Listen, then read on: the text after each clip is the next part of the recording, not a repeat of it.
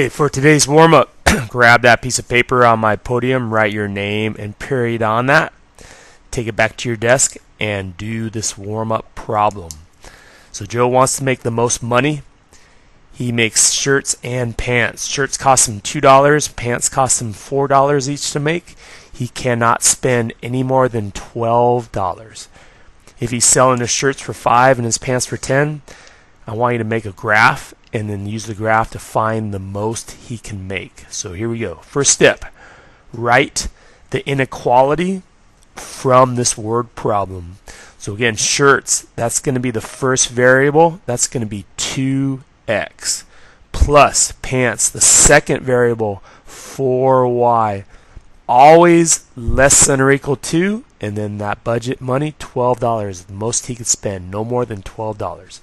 To solve and graph this by hand, solving it for y involves taking away the 2x first, bringing down the 4y and the inequality, not combining negative 2x and 12. Next step, dividing everything by 4. That negative 2 over 4 simplifies into negative 1/2. 12 over 4 simplifies into 3. That 3 is my starting point.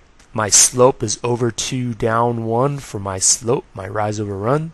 So starting at 3 over 1 down 2 over 1 down 2. Draw that line. Solid because of the inequality. Shade below. Since this is a real world problem, we're only going to look at quadrant 1. I'm going to erase all the other quadrant shading there and just deal with this first quadrant, all positive numbers in the real world. The most you can make involves using points along this line. You don't want to choose smaller points in that area because you would not make the maximum amount of money, but points along that line, the most you can make. So I'm going to show you that all 4 of those points, when you plug in, make the most money for you. So 0, 3, 2, 2, 4, 1, which I will fix, and then the last one is 6, 0. And what those points are telling you, those are your combinations. 0 shirts, 3 pairs of pants. 2 shirts, 2 pairs of pants. 4 shirts, 1 pair of pants. 6 shirts, 0 pairs of pants.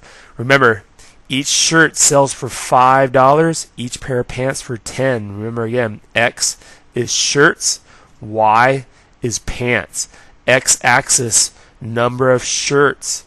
Y-axis, number of pants. So 0, 3 means 0 shirts, 3 pairs of pants. And again, the x-axis will be the first variable, shirts.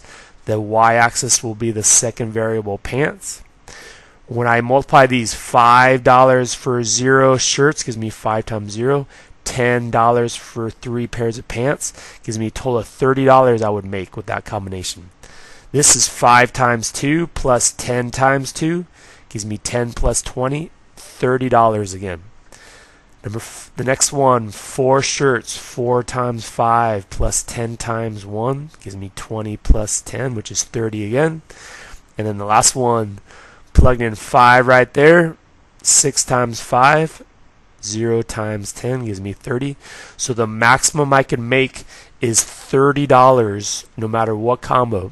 Any of these points will work also, but they will not make the maximum amount of money. So any point along that line, any coordinate on that line, will give you the maximum amount of money.